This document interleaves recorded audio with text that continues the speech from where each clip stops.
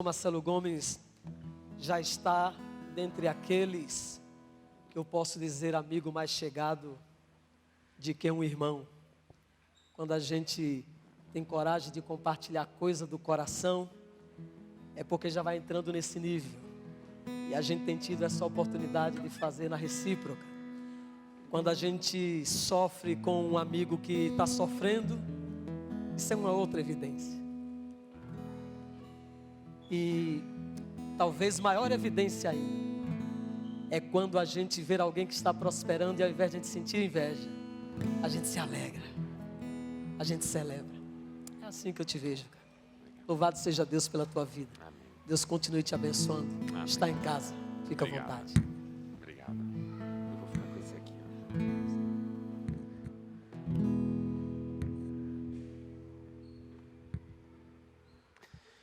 Boa noite, irmãos e irmãs. Boa noite, irmãos e irmãs. Na graça e na paz de Jesus. Muito bom estar mais uma vez aqui com você para compartilharmos a palavra de Deus. Ontem tivemos um tempo muito especial. Hoje pela manhã foi muito bom também. Quem esteve hoje de manhã lá na Igreja do Areão? Foi muito legal, gostei bastante da programação. Hoje à noite aqui, amanhã de manhã lá no Areão de novo. E à noite, fechando esse meu final de semana em Cuiabá, lá na Igreja Batista da Paz. Hoje pela manhã, eu coloquei à disposição de quem estava presente este livro aqui, Maturidade e Liderança, a Saga de Moisés. É um livreto, na verdade. Ele tem 105 insights sobre maturidade e liderança, que eu chamei de As Marcas de um Líder Maduro. Esse livro, esteve disponível hoje de manhã e está disponível agora à noite aqui, gratuitamente. Então, se você entrou e recebeu, é um presente para você do Ministério com Cristo no Cerrado, do qual eu falei ontem. Se você não pegou, na saída você pega o seu exemplar, tá bom? Um por casal, um por família. Pode pegar, levar para sua casa, ler, desfrutar. É um carinho que a gente trouxe para você que está participando dessa programação. Na contracapa do livro tem um QR Code que dá acesso às 35 palestras que eu fiz sobre a vida de Moisés no Encontro de Homens com Propósitos. Moisés foi um tema que nós acompanhamos o ano todo, pela riqueza da vida de Moisés, das histórias e tudo mais. Então é um livro para você usar as frases que estão aqui, mas também para você ouvir as palestras e aprender com elas e aplicá-las na sua vida, tá bom? Na saída, então, se você não pegou ainda, você peça e leve o seu para casa.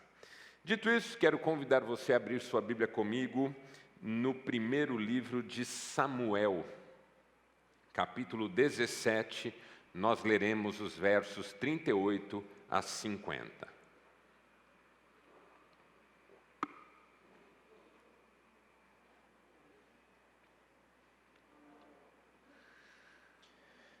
Primeiro livro do profeta Samuel,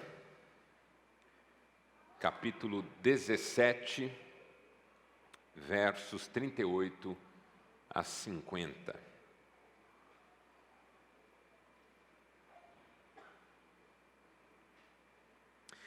Diz assim a palavra de Deus. Então Saul vestiu Davi com a sua própria túnica, colocou-lhe uma armadura e um capacete de bronze na cabeça. Davi prendeu sua espada sobre a túnica e tentou andar, pois não estava acostumado àquilo. Disse a Saul: não consigo andar com isso, pois não estou acostumado. Assim tirou tudo aquilo e em seguida pegou o seu cajado. Escolheu no riacho 5 pedras lisas, colocou-as no seu alforje de pastor e com sua tiradeira na mão, aproximou-se do filisteu. Enquanto isso, o filisteu, com seu escudeiro à frente, vinha se aproximando de Davi. Olhou para Davi com desprezo, viu que era só um rapaz ruivo e de boa aparência, e fez pouco caso dele. Disse a Davi: por acaso sou um cão, para que você venha contra mim com pedaços de pau?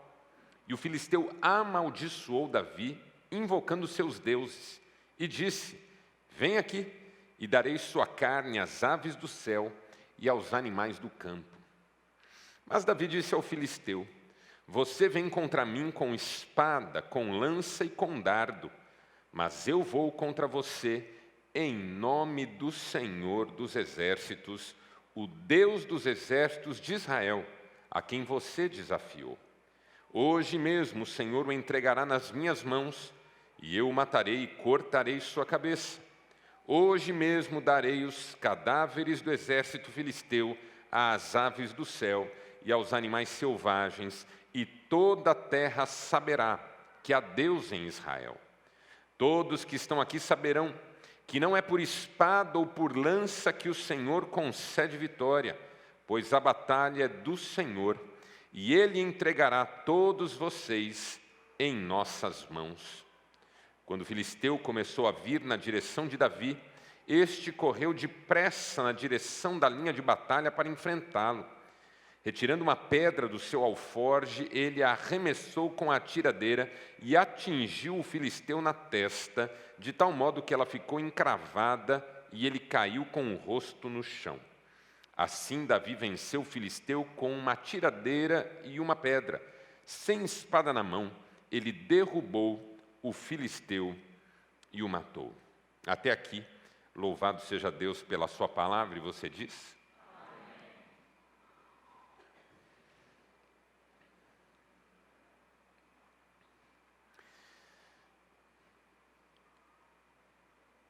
Todos nós enfrentamos gigantes ao longo da vida.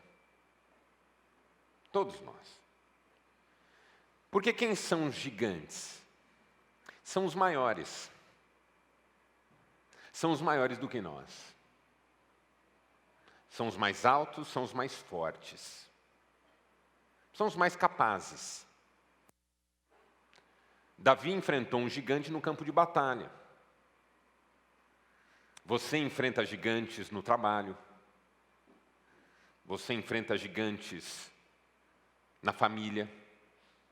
Você enfrenta gigantes no país. Você enfrenta gigantes que estão nos poderes constituídos. Você enfrenta gigantes na sua vida emocional. Você enfrenta gigantes em alguma área. Gigantes são os maiores, gigantes são os grandes, gigantes são os fortes. Gigantes são os mais capazes do que nós. Diante de quem, em tese, nós devemos ter medo.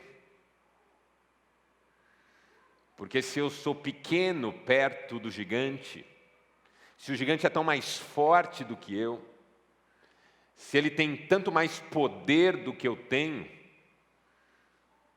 a reação óbvia diante dele tem que ser o medo.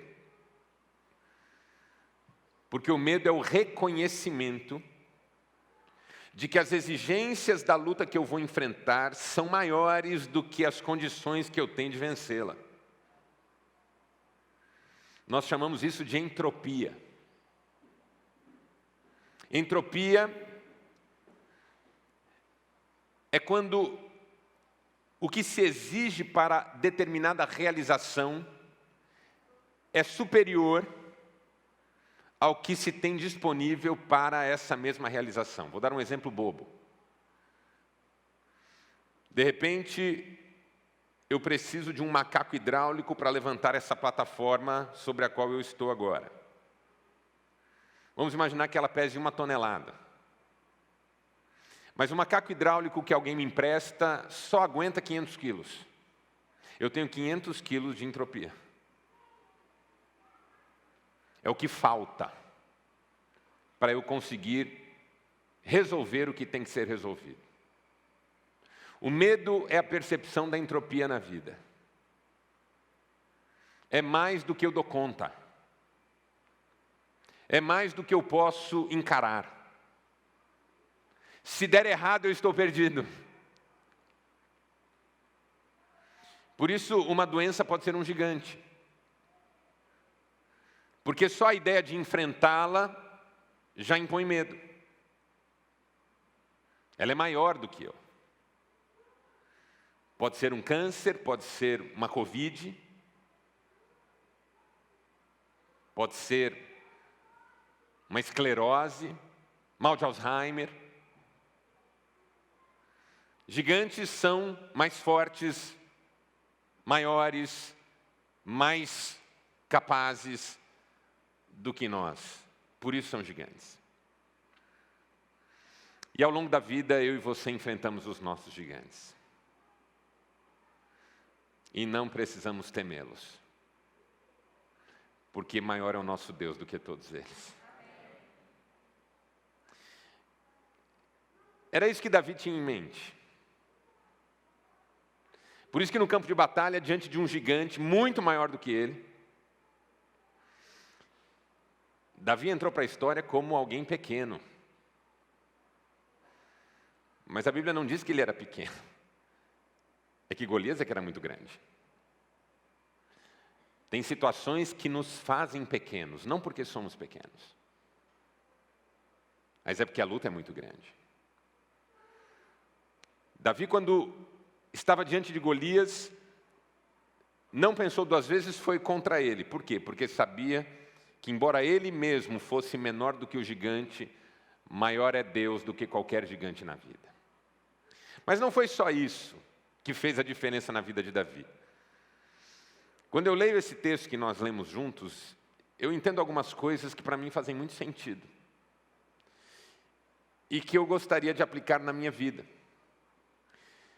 Porque já que eu enfrento gigantes, e ocasionalmente eles estão no caminho, e eu não posso fugir deles sempre, eu quero enfrentá-los como Davi enfrentou Golias. Colocando tudo que Davi pôs em prática, também em prática na minha vida. E eu tenho certeza que se eu fizer isso, assim como Davi venceu, eu também vencerei. Assim como Davi venceu, você também vencerá, se fizer o que ele fez. Você já notou que eu vou usar aqui a história de Davi como uma metáfora da nossa vida, para tentar entender algumas questões que foram importantes para ele, e ao mesmo tempo fazer dessas questões importantes para nós. E a primeira lição que eu aprendi com Davi no enfrentamento dos gigantes da vida é a seguinte: seja você mesmo. Vamos dizer juntos? Seja você mesmo. Mais uma vez, seja você mesmo. Você conhece a história. Davi, filho de Jessé, tinha vários irmãos mais velhos. Seus irmãos, pelo menos uma parte deles, figurava nas fileiras do exército de Israel. Israel estava em conflito, em guerra contra os filisteus. E os exércitos estavam entrincheirados, um diante do outro, num vale onde a batalha deveria acontecer. Só que, nesse embate especificamente, um dado diferente, eu diria até sui generis, se revelou. Um dia, enquanto os exércitos estavam ali, postos um diante do outro, sai de dentro de uma tenda dos filisteus um homem de quase 3 metros de altura. E grande, e forte. Só a espada dele pesava uma outra pessoa. Só o escudo dele dava mais 2 pessoas. E ele se coloca frente aos soldados de Israel e diz o seguinte: deem-me um homem que lute comigo. Se ele me vencer, então nós nos rendemos. Se eu vencer, vocês se rendem. Coisa boba, simples, fácil. Vamos jogar na moeda. Vocês me deem um homem. Se ele me vencer, todos nós aqui nos entregamos. Se eu vencer, todos vocês se entregam. Imediatamente começa a se procurar em Israel um homem. Olha o constrangimento. Golias pediu um homem. Eu quero um homem. Tem homem aí? O povo de Israel começa, e aí, tem homem aqui? Aí um fala para o outro, vai lá. Eu falo, rapaz, hoje eu não estou legal. Bem que o fulano podia ir. Ô fulano, vai lá. Fala, rapaz, eu estou com minha sogra meio doente. Não vai dar para eu ir lá hoje. O Saul fala, quem vai? Cri, cri, cri. Vamos, gente, um homem, um valente. Fulano, você. Saul hoje não vai rolar. Estou com o ciático atacado. Gente, nós não temos um homem aqui. E aí começam a passar os dias. E o filisteu vai ganhando ânimo. Ele sai da sua tenda todo dia e diz, dê-me um homem. Vocês não têm um homem que lute comigo? E o Saul entra em desespero, começa a fazer promessa. Ó, se um homem enfrentar o gigante e vencer o gigante, vai se casar com a minha filha, vai ser genro do rei, vai ter acesso ao palácio real, vai receber ouro, vai receber fortuna, vai receber fama, status. Alguém quer ir? Fulano? Saul, tua filha nem é tão bonita assim. O que adianta esse dinheiro todo se eu me perder? Fica um constrangimento geral. Enquanto isso, Davi está lá, fazendo o que ele sempre fez, cuidando das ovelhas do seu pai. E aí um dia seu pai o chama e fala assim, Davi, vai dar uma olhada como é que está lá o campo de batalha, o que está acontecendo, vê se seus irmãos estão bem. Leva uma comida para eles, Davi faz lá uma cesta e vai. Ele acha os irmãos lá no campo de batalha, e enquanto ele está lá, o gigante sai da tenda. Dê-me um homem. Davi fala, e aí, quem que vai? Fala, o pessoal está meio desanimado. O pessoal é muito humilde, ninguém quer aparecer. Davi fala, não, mas espera aí, ele está afrontando os exércitos do Deus vivo. Davi é aquele crente novo. Crente novo é insuportável. Não, gente, vamos lá, estamos aqui cultuando a Deus, vamos fazer uma festa, não sei o quê. Todo mundo, não, senta aí, amigo, fica tranquilo. Sabe, crente novo? Vamos evangelizar lá na praça. Vamos trazer os mendigos tudo aqui dentro. Eu sou amigo, senta aí. Essa igreja está aqui há 40 anos, não é assim que vai fazer as coisas, não. O Davi é crente novo no campo de batalha, dizendo, gente, nós não vamos enfrentar esse cara, como assim? Nós somos o exército de Deus. Aí ele vai falar com Saul, Saul, eu vou lá. O Saul dá uma olhada nele em cima e embaixo e fala, mas rapaz, você é uma criança. Fala, criança não. Eu já matei um leão. Tipo assim, eu dirijo esse caminhão, mas você sabe dirigir caminhão? Não, mas eu tenho uma bicicleta. É a mesma coisa. Eu enfrento esse gigante. O Saul diz, mas rapaz, esse homem é treinado. Não, mas eu já matei urso. Eu protejo minhas ovelhas. Como o Saul não tem mais homem no exército dele, é um exército um tanto sem homem, só tem Davi. E aí, só tem tu, vai tu mesmo, entendeu? Aí ele chama Davi e fala assim, então vamos lá, vou pôr em você a minha túnica, vou te dar uma armadura, vou te dar uma espada. E aí ele veste todo aquele aparato em Davi, todo aquele apetrecho, todo aquele instrumental de guerra. E Davi tenta andar com aquilo e não consegue, porque ele não está acostumado. O texto diz isso 2 vezes, Davi não tinha um costume com aquilo. Não fazia parte do dia a dia dele, não fazia parte do métier dele, não era ele. Diz o texto que ele tira tudo aquilo, ele diz para Saul, não dá para usar nada disso, eu não sei usar nada disso, eu não tenho costume disso, isso não é para mim. E pega o seu cajado de pastor. O próprio Golias encana com a ideia de um cara com um cajado. Tipo, você veio tocar um cachorro?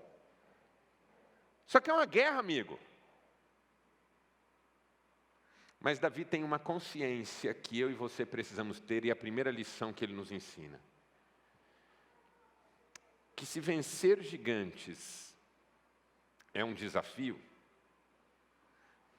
e se somos pequenos perto do gigante, não é sendo alguma coisa diferente de nós mesmos que nós vamos vencer essa batalha. Porque tentando ser quem eu não sou, eu não fico mais forte, eu fico mais fraco. Eu quero que você entenda uma coisa aqui, em nome de Jesus, que talvez você nunca tenha pensado. Que diante do gigante que você estiver, cedo ou tarde na vida, não serão os apetrechos de que você possa lançar mão no momento que vão garantir a sua vitória. Mas a história que Deus está escrevendo com você e através de você, e que culminará naquele momento em que Deus te dará uma grande vitória. Essa mentalidade eu tento ter na minha vida. Porque é muito comum para mim e para você talvez, esse pensamento diante de uma batalha, de um gigante, que eu preciso ter acesso a algum recurso que eu não tenho. Que eu preciso buscar alguma coisa que não está presente. E é quando a gente começa a dizer coisas do tipo, se eu tivesse o dinheiro que fulano tem, se eu tivesse o emprego que Beltrano tem, se eu tivesse a família, por quê? Porque na minha cabeça, os aparatos que essas pessoas têm, que me garantiriam a vitória, que de repente eu acho que elas teriam em meu lugar. Foi o que Saul pensou. Davi, como é que você vai enfrentar o gigante se você não tem os recursos necessários? Eu preciso arrumar os recursos para você. Só que quando Davi foi usar os recursos não serviam para ele, não eram dele, não funcionava nele. Ele tirou tudo aquilo, pegou o cajado com que ele estava acostumado. Aquele cajado era o símbolo da história dele como pastor. Foi assim que ele venceu todas as batalhas. Se Deus está permitindo que você enfrente uma grande luta hoje, tenha certeza, ao longo da sua história, Ele vem preparando você para esse dia. E o que Deus já fez em você e através de você até agora, é a base para você lutar e enfrentar o que precisa ser enfrentado. Quando eu assumo quem eu sou, não é que a luta fica mais fácil, mas o meu potencial aumenta. Porque quem eu sou é o que Deus vai usar nessa vitória. Por isso que um dos grandes desafios na vida é você ser você mesmo e não tentar ser igual a ninguém. A gente acha que só vai vencer se for igual ao outro. Mas você não vai vencer sendo igual ao outro, você vai vencer sendo você mesmo. Porque Deus está escrevendo uma linda história em você, com você, através de você. O propósito de Deus não é fazer você igual ao outro. O propósito de Deus é fazer você quem Ele enxerga quando olha para você. Glória a Deus por isso. Os homens de Deus que fizeram história na palavra são diferentes uns dos outros. E Deus usou cada um deles. Eu tenho um amigo que diz assim, Marcelo, nunca queira ser igual ao outro, porque o dia que você for igual ao outro, Deus sentirá saudades de você. Eu acho linda essa frase. Ela é bíblica? Não. Mas é linda. O dia que você for igual ao outro, Deus sentirá saudades de você. Porque o outro ele já tem. A gente vive numa sociedade que tenta padronizar todo mundo.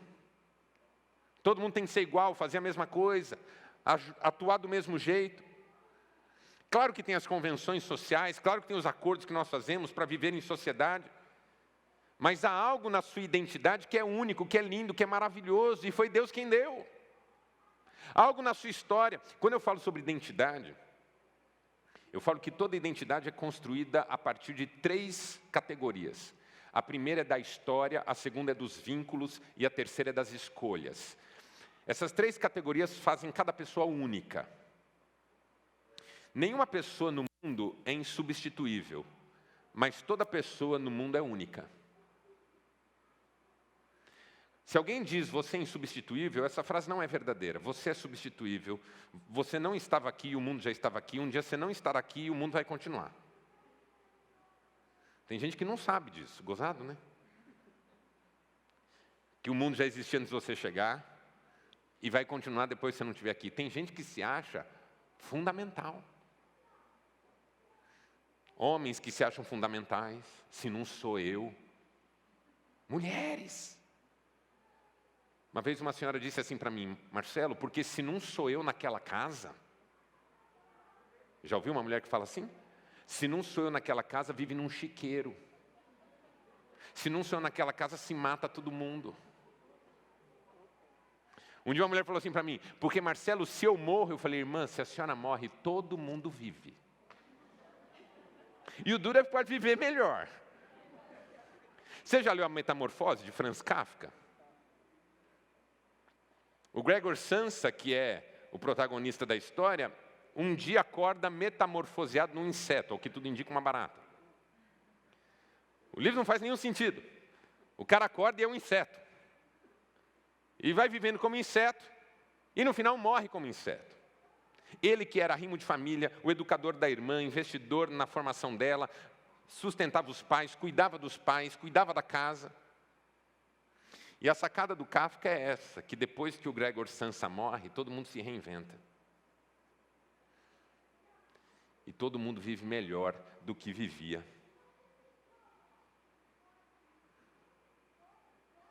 Se a senhora morre, todo mundo vive. O marido é o primeiro que vive. Você sabe disso, o marido é o primeiro que vive. O marido vive rápido.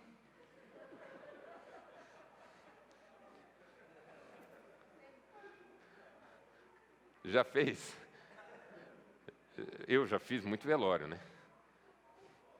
E velório de homem e de mulher é totalmente diferente. Quando é um homem que está morto ali, a viúva fica perto do caixão e diz assim: ah, eu não vou mais cuidar de você. Eu não vou mais poder tratar de você. Eu não vou mais fazer a sopinha que você tanto gostava. Quando é o contrário, a mulher morreu, o cara está lá, ele fala assim: quem é que vai cuidar de mim? Quem é que vai fazer a sopinha que eu tanto gosto? Um olho fechado, outro aberto. Minha mulher um dia perguntou: se eu morrer, você casa de novo? Eu falei: depende. Ela falou: depende do quê? Eu falei: de quem estiver no velório. Não foi uma boa ideia, eu reconheço. Eu paguei um preço alto por isso. Foi uma brincadeira infeliz. Muito infeliz. Lembro até hoje.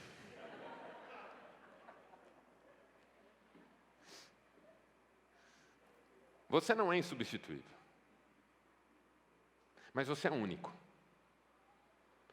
Você ocupa um lugar único na história, no mundo, nos relacionamentos. Sua história é única. Só você viveu exatamente o que você viveu até aqui. Seu lugar nos relacionamentos que você tem é único. Só você o ocupa. Só eu tenho 2 irmãos. Eu brinco com eles, eu falo assim: só eu tenho os 2 irmãos que eu tenho. Nem eles têm. Não é verdade? Só eu tenho os 2 irmãos que eu tenho. Eles não têm os 2 irmãos que eu tenho. Só eu sou o filho mais velho do seu Dorival e da dona Marjorie. Só eu. E as minhas escolhas me fazem único, porque só eu escolho as escolhas que eu escolho desde o início e até agora. Há pessoas na mesma situação que eu que fazem escolhas diferentes. E quando eu pego o conjunto das minhas escolhas, eu sou o resultado disso também. Cada um aqui é resultado das suas escolhas. Ainda que o outro tenha alguma culpa, alguma responsabilidade, cada um aqui é resultado do que escolhe, até em relação ao que fazer com o que esse outro fez.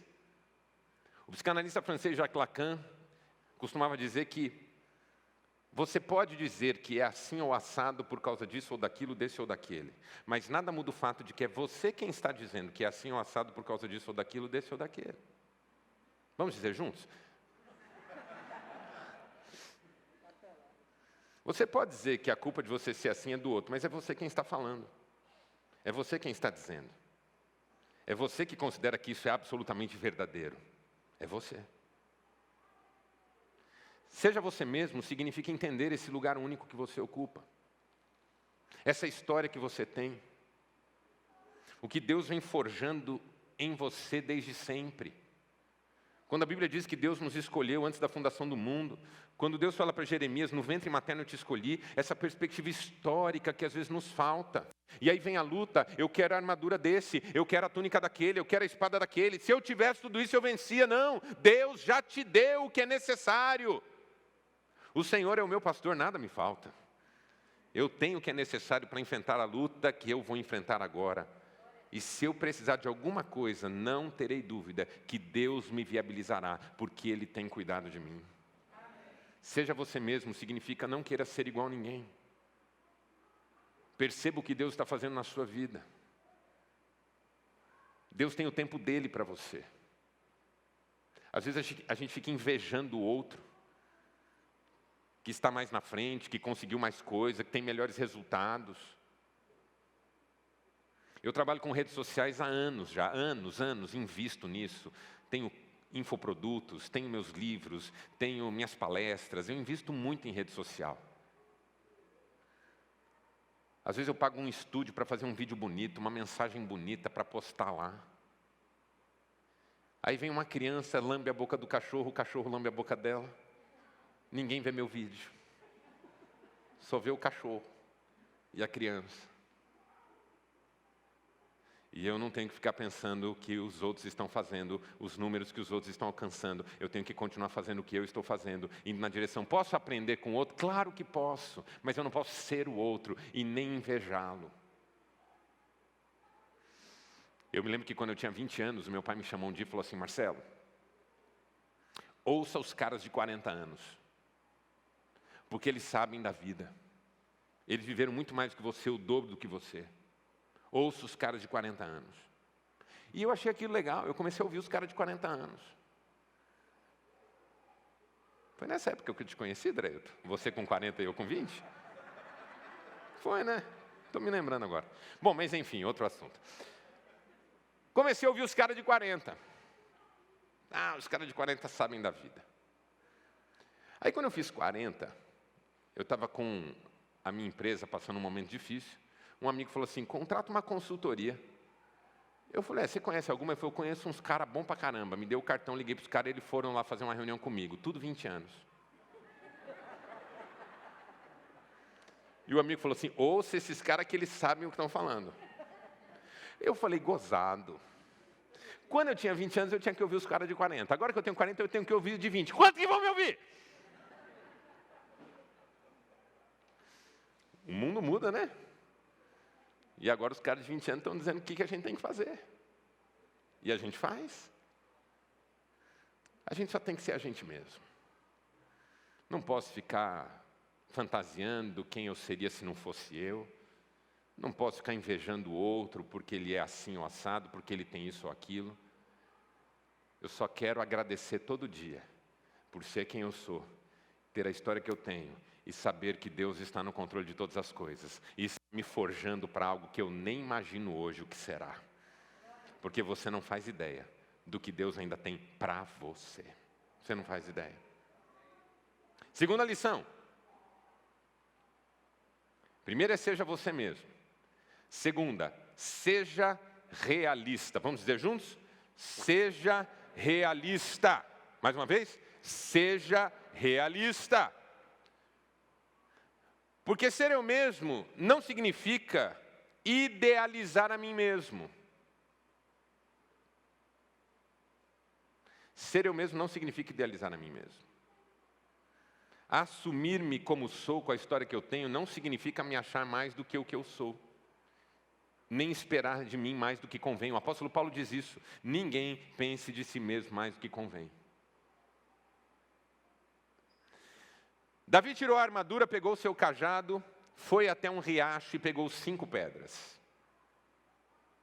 A Bíblia não diz por que ele pegou 5 pedras. A gente fica especulando sobre isso. Eu especulo do meu jeito.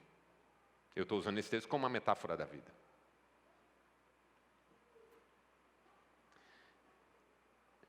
Se Davi fosse um idealista, ele pegava uma só. Inclusive, ele só precisou de uma. Por que ele pega 5? A sensação que eu tenho é que ele pega 5, porque qualquer pessoa em sã consciência, que entende que a vida tem altos e baixos, a gente acerta e erra, tem que ter uma segunda pedra na mão. Simples assim. Uma terceira, uma quarta, uma quinta. Eu preciso de uma para matar Golias, mas eu não posso ter uma só no meu alforje. Vai que? Eu não sei se foi isso que Davi pensou, mas eu penso assim. Porque a verdade é que as pessoas que idealizam a si mesmas não estão preparadas para o revés, para a dificuldade, para o contratempo.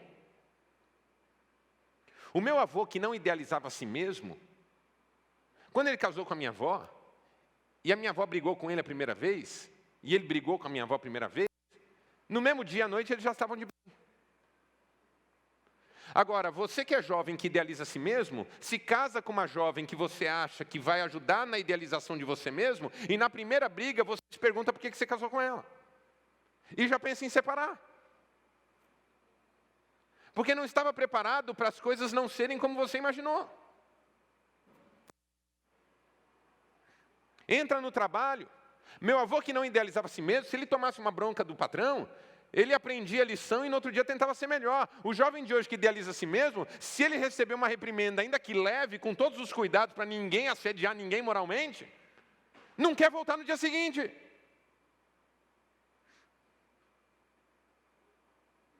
O meu avô, que não idealizava a si mesmo, se ele era membro de uma igreja, ele era membro daquela igreja até o fim da vida. Porque ele pensava assim, pastores vêm em vão, membros vêm em vão, as pessoas se ferem, se machucam, a igreja tem problemas. Mas toda igreja tem problema. Hoje que a gente idealiza a si mesmo, nenhuma igreja está boa para nós. Não porque aqui não prega bem, não porque aqui não tem ministério infantil, não porque aqui a música não sei o quê, não porque aqui o ar-condicionado é sempre frio, não porque eu idealizo a mim mesmo, nenhum lugar está bom para mim. Meu avô, que não idealizava a si mesmo, não tinha as doenças emocionais que a nossa geração tem. A gente que idealiza a si mesmo, vive com vontade de desistir de tudo. Um desânimo absoluto. Meu avô, que não idealizava a si mesmo, se ele saía de carro e se perdia, ele parava num posto e perguntava. Hoje, com tudo que a gente tem, a gente idealiza a viagem. Se a viagem não sai como a gente quer, a gente xinga, a gente briga, a gente quer matar um. Uma das razões pelas quais o trânsito nos enerva é que a gente idealiza trajetos. Você tem um compromisso às 8 horas, você mora 5 minutos do lugar. O que você faz? Sai 5 minutos antes. Aí tem que estar tudo limpo, tudo liberado, o semáforo tem que estar todos verdes. E quando você chegar, tem que ter lugar para estacionar na frente. A chance disso dar certo é 0. Aí na primeira rua que você vira, tem um carro parado, lá em manutenção, alguma coisa, você já começa a xingar. Aí a segunda rua que você vira, pega o semáforo vermelho, você tenta passar, não dá certo, você já xinga o semáforo. Aí depois chega na igreja, não tem lugar para você estacionar, porque chegou 2 minutos atrasado, você começa a xingar. Como você é crente, você não xinga de palavrão, você xinga de palavrão de crente, amalequitas, incircuncisos dos infernos, essas coisas bonitas que a gente fala. Mas o seu nível de nervosismo está sempre acentuado. Por quê? Porque tudo foi idealizado e nada sai como a idealização foi construída. Nada. Você vai viajar daqui até a praia, você vai viajar daqui até a Chapada, você vai viajar daqui até um lugar bonito, tem intercorrência no caminho, tem problema, tem dificuldades. Se você idealiza a viagem, você começa a pensar que devia voltar para trás. Tem marido que fala para a esposa, com 100 km rodado, acho que a gente não devia ir mais. Porque com 100 quilômetros a idealização já não corresponde à realidade. O Davi não é um idealista, o Davi é um realista. Eu vou lutar contra um gigante, eu preciso no mínimo 5 pedras. Vai que...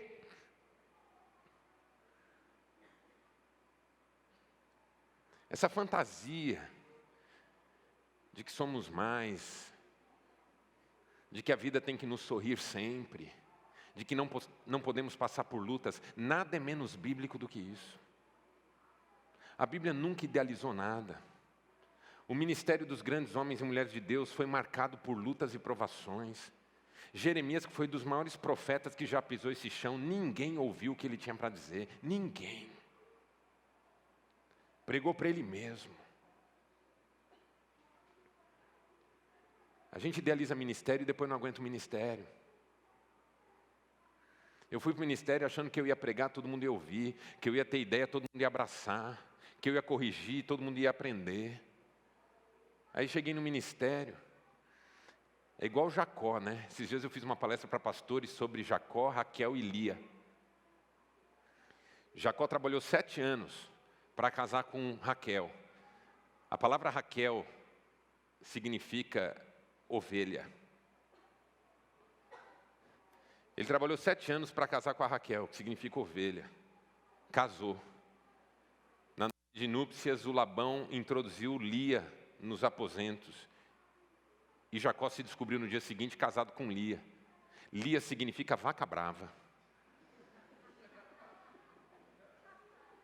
Aí eu falei para os pastores, a gente faz 6, 7 anos de formação. Aí tem a primeira igreja, a gente acha que casou com Raquel.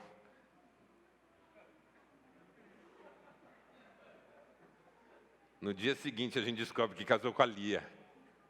Ô vaca brava, hein? Não é como a gente idealizou. Não é como a gente gostaria que fosse. Mas é como tem que ser. Então a gente se prepara para não dar certo, a gente se prepara para o revés, a gente se prepara para o que Jesus disse: no mundo tereis aflições, mas tem de bom ânimo, eu venci o mundo. Quem diz amém para isso? Amém. 5 pedras. Não idealize a vida, seja realista. Casamento é duro mesmo, seja realista. Eu atendo muitos casais há muitos anos. Esses dias atendi um cara no 4º casamento.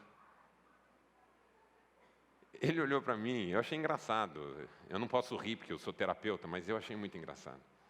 Ele falou: Marcelo, se eu soubesse que era tudo igual, eu tinha ficado com a primeira.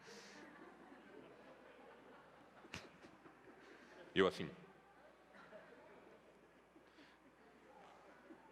Não adianta idealizar. E para eu ajudar ele a perceber que não é porque é tudo igual, é porque o problema está nele. Seja realista. Terceira lição. Seja resiliente. Vamos dizer juntos? Seja resiliente. O que é resiliência?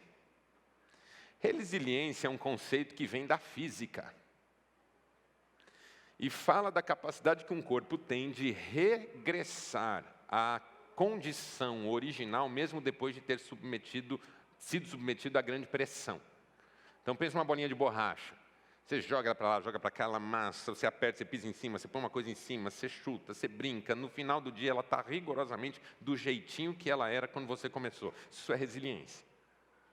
A psicologia foi lá, pegou esse termo, essa expressão, e usou em relação a pessoas. Pessoas resilientes são pessoas que conseguem se recompor mesmo depois de serem submetidas a grandes golpes, a grandes pressões, críticas, acusações, desprezos, abandonos. Todos nós fomos submetidos a grandes pressões. Não tem ninguém aqui com a história limpa. Todos nós passamos por traumas. Na minha clínica psicanalítica, eu sempre procuro algumas coisas na vida das pessoas. Os eventos simbólicos marcantes, os discursos familiares limitantes, os traumas que quebraram alguma coisa, ou da noção de integridade, ou dos vínculos de afeto, ou até mesmo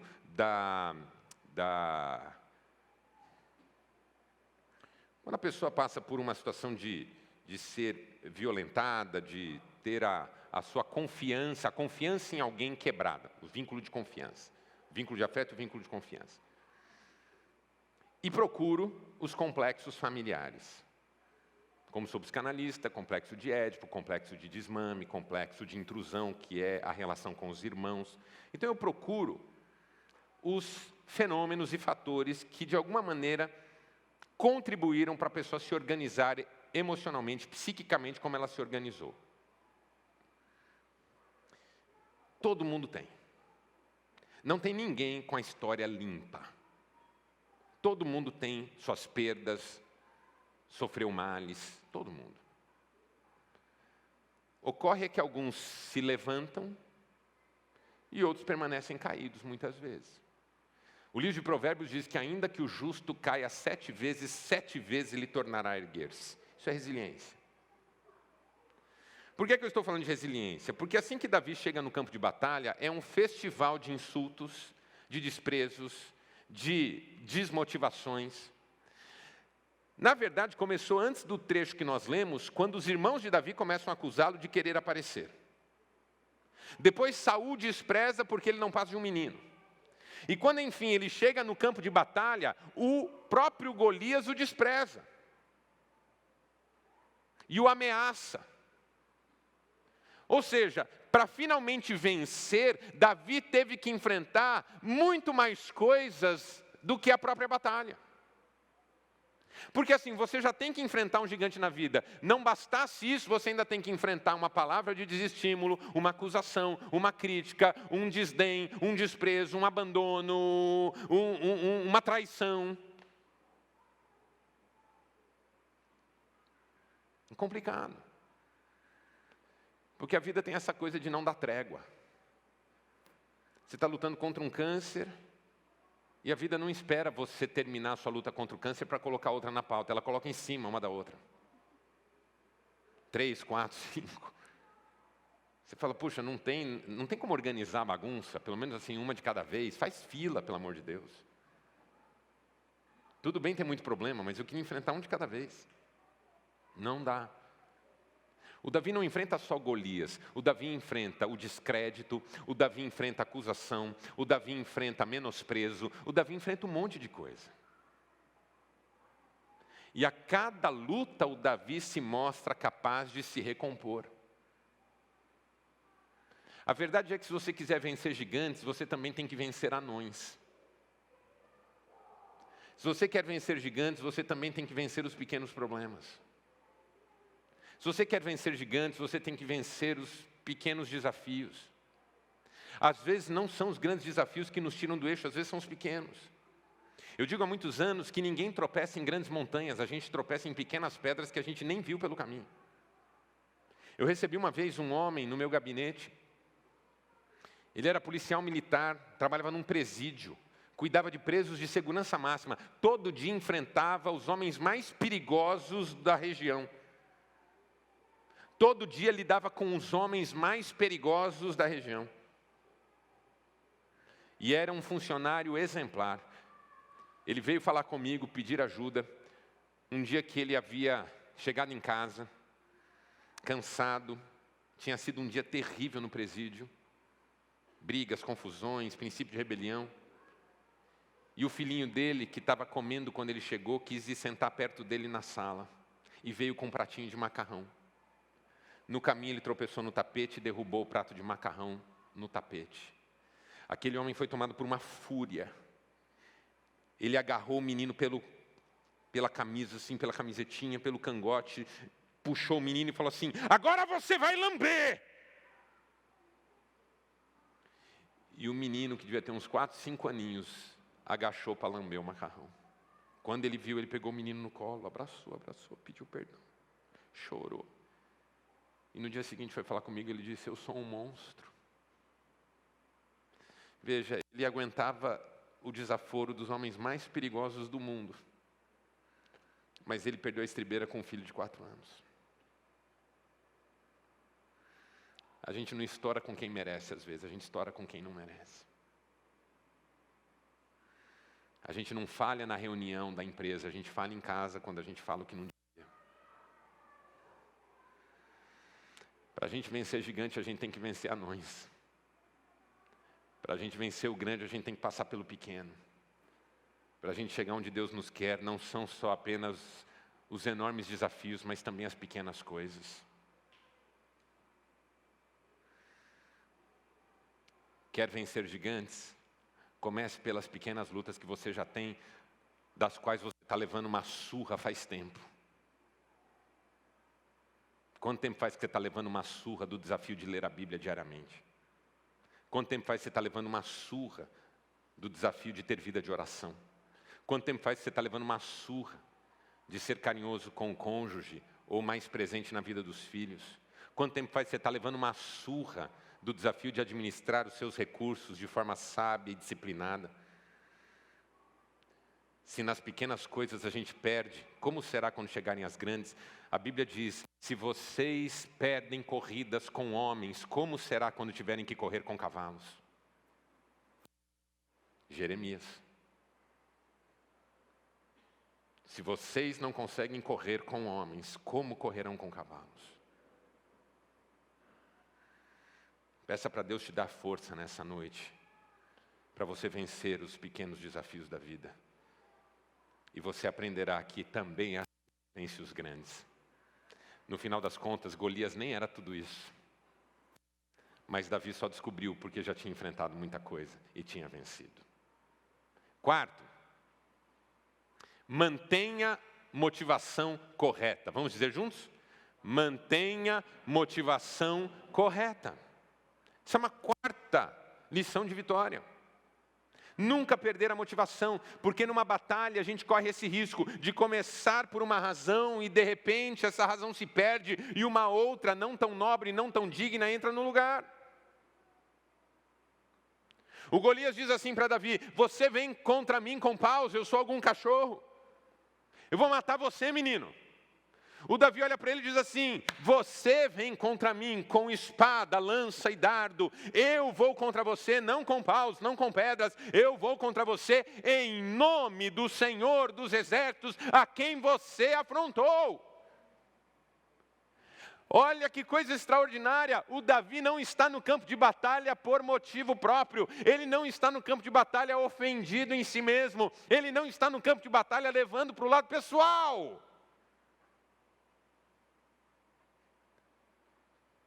Eu não estou indo contra você porque eu acho que eu sou maior que você. Eu não estou indo contra você porque você me ofendeu. Eu não estou indo contra você porque você mexeu com a minha família. Eu estou indo contra você porque você afrontou o Deus vivo.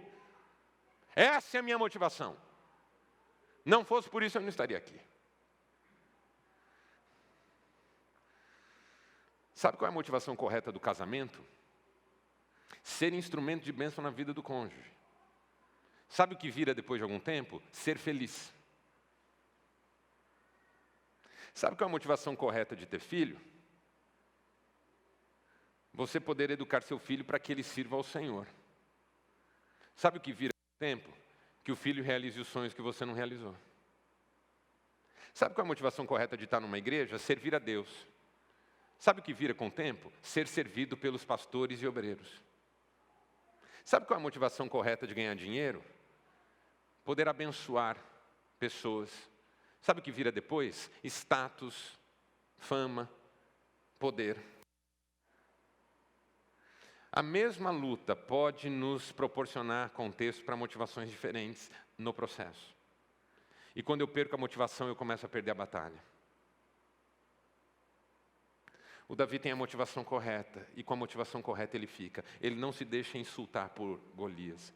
Você perde a estribeira quando muda a motivação correta pela motivação errada. Quando a motivação é Deus, você não se deixa abater pelo que fazem. Quando a motivação é você, tudo te abate.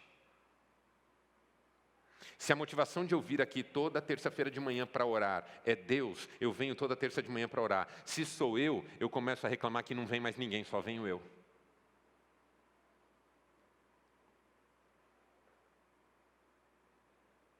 Quando a motivação é correta, o que o outro faz ou deixa de fazer, não muda quem eu sou e o que eu tenho que fazer. Mas quando a motivação é me afirmar sobre o outro, ser reconhecido ou valorizado, aí muda de figura. Eu me lembro que eu atendi uma moça que cantava no Ministério de Música, e ela estava muito brava, queria sair do ministério e da igreja. Eu perguntei, o que aconteceu? Ela disse, o ministério fez um churrasco e nem me convidou. Eu falei, dá o troco. Ela falou, como assim? Eu falei, faz um churrasco e convida todo mundo. Ela não gostou, não. Falou, não, pastor, eu estou falando sério, eu estou muito chateada, eu estou pensando em sair de tudo. Eu falei, mas por quê? O que isso significa? Teve um grupo do ministério que se reuniu e não te convidou. O que isso significa? Aí ela tentou me explicar o que significava. A determinada altura ela falou o que eu estava esperando. Do jeito que eu estava esperando. Porque ela falou assim, não que eu queira reconhecimento.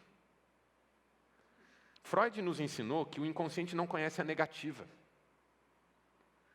Então, quando a consciência bota o não na frase, é para que a frase fique sustentável, politicamente correta, palatável, harmoniosa com o que se pretende, mas tira o não e ela é verdadeira. Por exemplo, dá exemplo bobo. Sua sogra diz assim, não que eu queira me meter na sua vida. Claro que quer. É exatamente isso que ela vai fazer no minuto seguinte. O irmãozinho diz assim, não que eu esteja reparando. Claro que está, se não estivesse reparando, não ia falar o que vai falar. Não que eu acho que sou melhor que todo mundo, acha sim. Tira o não, a frase fica perfeita. Na clínica psicanalítica, que a gente está sempre ouvindo o que não é dito, o que é dito de forma invertida, quando a pessoa faz a ressalva é poderosa para perceber um conflito. Não que eu esteja falando mal da pessoa. Não, estou fazendo o quê? Falando bem? Acabou de xingar de tudo que é nome. Não que eu esteja falando mal. Porque quando a consciência percebe o que está acontecendo, ela tenta reverter a coisa. Não que eu ache que vai ter igreja melhor que essa. Claro que acha, senão você não saía. Não que eu não seja grato pelo que o pastor fez por mim. Não é grato, é por isso que você está fazendo isso. Simples assim. Quando precisa fazer a ressalva, é que você mesmo percebeu o negócio e precisa disfarçá-lo. Porque a ressalva é um disfarce, e o disfarce só é necessário quando a evidência está diante de todos. Quando ela disse não que eu queira reconhecimento, o que ela estava dizendo? Ninguém reconhece a minha importância nesse negócio. Então eu quero ir para um lugar que reconheça a minha importância. Quando eu mostrei isso para ela, aí vem a questão familiar, de ser uma filha que os pais preferem o outro, e sempre se sente preterida, sempre se sente escanteada. E aí vem todo um drama que você precisa tratar para a pessoa entender que se tem uma coisa que você não tem que buscar em igreja é reconhecimento, pelo amor de Deus. Porque quem merece reconhecimento na igreja é Cristo. Ele foi o único que morreu por nós aqui. Ninguém mais fez nada por ninguém aqui. Cristo é a estrela. A gente brilha com a luz dele quando ele deixa. Manter o foco certo é não perder isso de vista. Meu casamento com a minha mulher é ótimo. Só que eu o mantenho por causa da motivação correta. Se entrar a motivação incorreta, já já ele começa a desequilibrar. Porque aí a demanda fica superior à entrega. E quando desequilibra, Bert Hellinger falava sobre isso, o desequilíbrio entre dar e receber. Quando começa a haver desequilíbrio entre dar e receber, o relacionamento começa a desmoronar. Motivação correta. Mantenha a motivação correta. E por último, aí eu fecho com o que eu comecei falando. Confie no Senhor. Vamos dizer juntos? Confie no Senhor. Davi diz, hoje mesmo eu vencerei você e os exércitos israelitas, porque Deus é o Deus dos exércitos de Israel.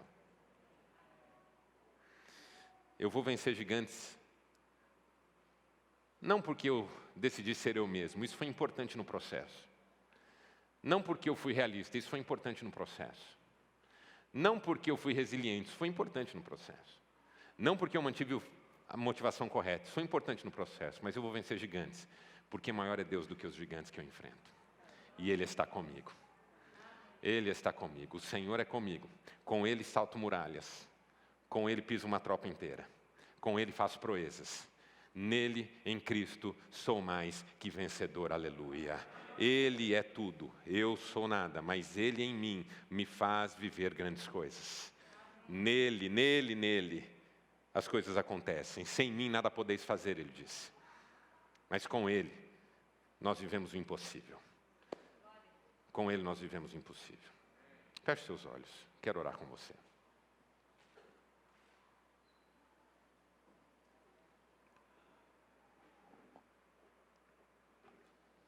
Eu quero orar com você que sabe que tem um gigante para vencer. Amanhã, essa semana, na vida, já está lutando contra ele há algum tempo. Quero orar com você que hoje precisa dizer: Senhor, eu quero ser eu mesmo, porque eu tenho invejado, eu tenho me comparado e eu tenho me ressentido de não ter o que eu acho que eu devia ter para enfrentar o que eu estou enfrentando. Eu quero ser realista. O Senhor nunca me enganou. Eu sabia que teria lutas. Me dá vitória. Me ajuda a ser resiliente. Que os golpes que eu tenho recebido não me abalem, mas me façam ainda mais fortes e mais confiantes em Ti. Me ajuda a manter a motivação correta. Eu não quero me esquecer da motivação correta. Me ajuda a descansar em Ti, confiar em Ti, crer em Ti. Se você deseja fazer tudo isso nessa noite, para continuar enfrentando as lutas que você tem, só que agora com muito mais certeza da vitória, fique em pé no seu lugar, eu quero orar com você nessa noite.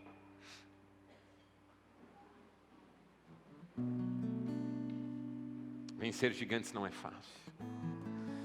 Mas não precisa ser fácil, importa que aquele que é maior do que tudo esteja ao nosso lado. Eu não preciso ser mais forte que o gigante, o meu Deus já é mais forte do que ele. Pai, eu quero orar pelos meus irmãos, porque só Tu sabes a luta que eles estão enfrentando. Só Tu conheces os gigantes que estão no caminho deles. Tudo que é maior, tudo que é mais forte, tudo que impõe medo. Contudo, nessa noite declaramos que não temeremos, porque o Senhor é conosco. Ainda que a terra se transtorne, ainda que os montes se abalem, que as águas rujam e que pela sua força os montes sejam tragados por elas, há um rio cujas correntes alegram a cidade de Deus, o santuário das moradas do Altíssimo. Deus está no meio dela, não será abalada, Deus a ajudará no romper da manhã. As nações se movem, reinos se movimentam, Tu fazes ouvir a Tua voz, tudo se derrete. O Senhor dos exércitos está conosco, o Deus de Jacó é o nosso refúgio. Que essa palavra ganhe lugar no nosso coração, Pai. Tu estás conosco. Ainda que andemos por um vale de sombra de morte, não temeremos mal algum, Tu estás conosco. Tua vara e o Teu cajado nos consolam. Oh Deus, acalma o coração de quem está aflito e angustiado. Livra da ansiedade. Dá paz, fé, ânimo, coragem. É a minha oração. Em nome de Jesus. Amém. Deus te abençoe.